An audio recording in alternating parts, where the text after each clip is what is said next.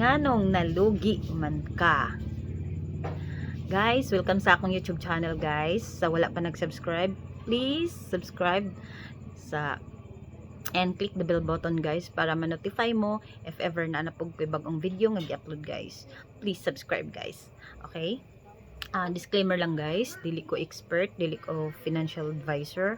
Ang akong i-share sa inyo guys is based on my experience lang good guys.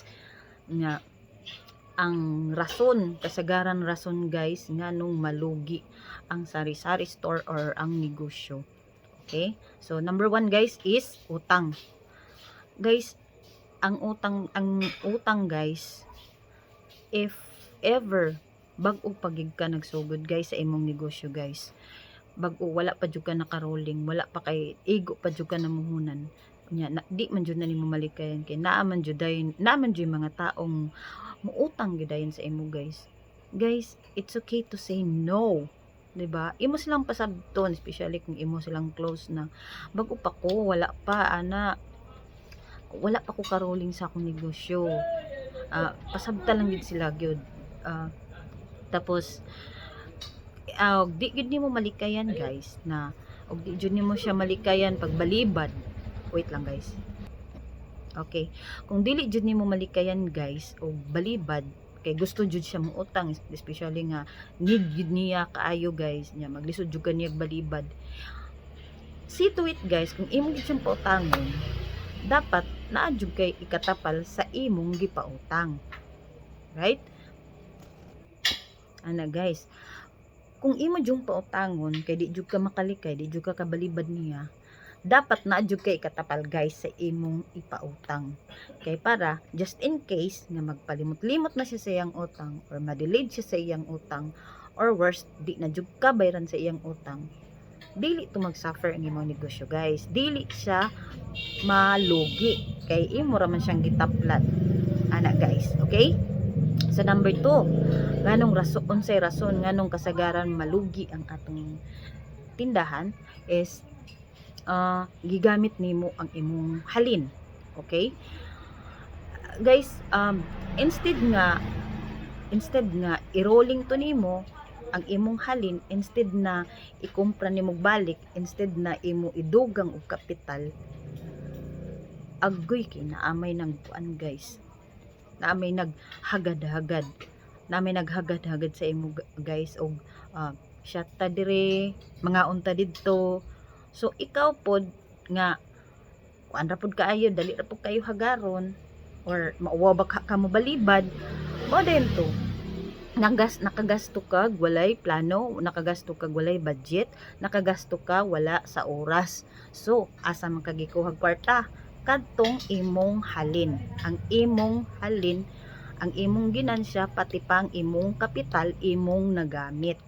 Muna siya guys. Muni kasagaran, usa sa rason nganong malugi ang imong business guys. Okay? Ang sunod guys is wala tay okay guys, sinsya na naputol na sadta. Yun ani jud ni siya guys, na ay tagtaod ra naging mag-ayo guys.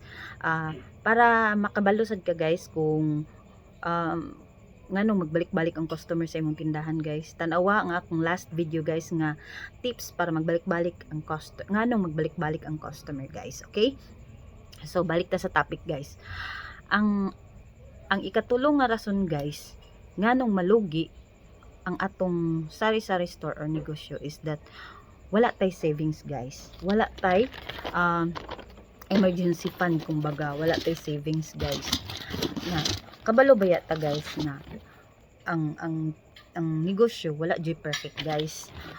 Okay karon ugma way halin, ugma na halin, sunod ugma na napod, sunod ups and down lang yun ng negosyo guys. Wala jud permanente guys, wala jud permi lang kagalugi, wala dili ingon nga lugi, dili jud permanente nga pirmi kada kog halin, dili pod permanente nga wala pod kaayo kay halin. Kaana jud ng negosyo guys, ups and down lang guys.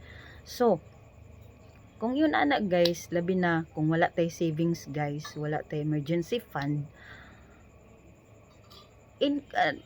kung maabot ang panahon guys na wala man ta kabalo sa atong letter nga mahitabo sa atong life guys, like para ana na ay para sa amo diri balay duol ra og mga kalubihan na mga lubi og mahulugan og lubi.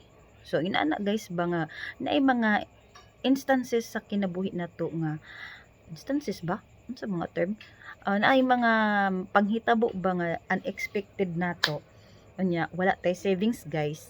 So mo na magamit nato ang kwarta para diha or na ang para sa among babao og ma-flatan kinahanglan i-volcate or pareha sa ana og na kay mga emergency imong tubig nag-leaking kinahanglan palitan inaani. So kung wala kay savings guys, wala kay emergency fund guys, asa man ka mokuha og kwarta guys? Didto na pud sa imong negosyo. Di mo na pud toy imong mag-suffer, mo na pud toy kuhaan nimo sa kwarta. So, di ba? Nakita nimo nga mao nang kasagaran jud nga apil gid siya sa nganong apil jud siya sa rason nga malugi gid ang negosyo guys kung wala tay savings or emergency fund guys. Kay dili man ingon nga life is not a bed of roses, dili permanente maayo ang atong kinabuhi. Naadyoy karon basin letter or ugma, di ba, nay masakit sa ato, ayaw lang unta na, pero yun ana jud ng life guys, dili jud permanente guys. So kinahanglan naa jud tay savings or emergency fund, dili para ang atong negosyo dili to makuhaan, dili to mo suffer sa tanan. Okay? Okay.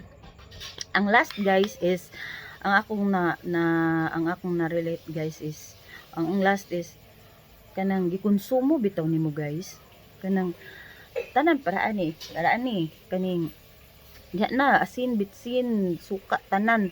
Kung diha nimo tanan guys kuhaon guys, diha nimo tanan kuhaon ang imong konsumo gikan sa sabon etc guys. So kinsa may nagsuffer na pod guys ang imo na pong negosyo. Pareha sa kape, pila ra may ginansya sa isa ka kape, sa isa ka tay sa kape. Kung imo na kuhaan ng isa ka kape, wala na, kapital na lang. Kung kuhaan na sa di mo lugi na ka. So ingon ana guys, kung magnegosyo gani or mag-inana gani, ilahi jud nimo ang imong konsumo ug ang imong personal nga personal money. Ayaw jud kung di gid mo malikayan manguha ka sa imong mga tinda, manguha ka sa imong mga person para sa konsumo ninyo, situit nga imo jud nang bayaran guys. Ayaw jud siya limot-limuti, ayaw jud siya himuag konsumo nga inyo na lang kuhaan sa source, di ba? Sa inyong source.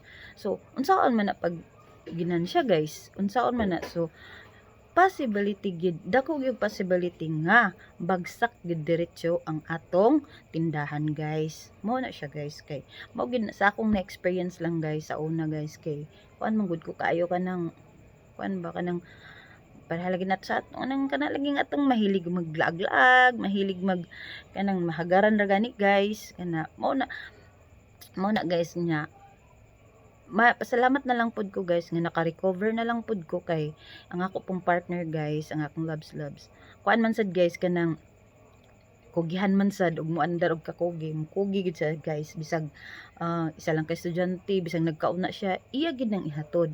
So ana no ang akong kuan, ang akong capital guys is na coveran ra pod sa iya. Ang amo pong konsumo is na cover ra pod dito ang akong mga losses guys na.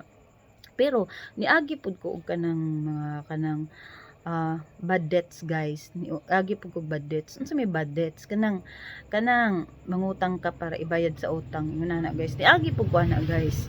So kung mo na, pero nakarealize lang ko nga kung makahatag man ganing ko og yun ana, makabayad man ganing ko, so meaning makatigom kog yun ana, kay nga na makabayad man kog yun ana, o di ba? Kung gitigom ra to nako, wala pa unta to interest, gipaningkamutan ra unta to nakog tigom, dito ra unta ko sa akong tigom nagkuha. Kung nakatigom pa ko, wala unta na to interest nga akong bayaran, makabayad man gani ko.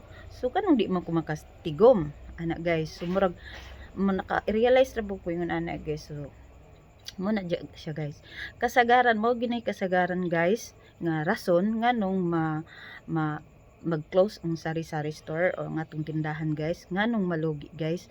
Mao jud na siyang rason guys. Una, utang, di ka makabalibad or napataka kag pautang. Ikaduha is gigamit nimo ang kwarta, ang imong halin. Ikatulo guys, wala tay savings, wala tay emergency fund, nagamit nimo sa mga unexpected nga mga panghitabo guys. Then ang ika-last guys is ang gikonsumo ninyo guys. Mao jud na siya guys. Gihimo ninyo konsumo, wala kay laing source nga gipanguwaan, mao na jud na siya guys. So mo lang to guys. Salamat sa inyong pagtan-aw guys. Please subscribe na guys sa wala nag-subscribe. Salamat guys ug sa otro na pong video. Bye bye.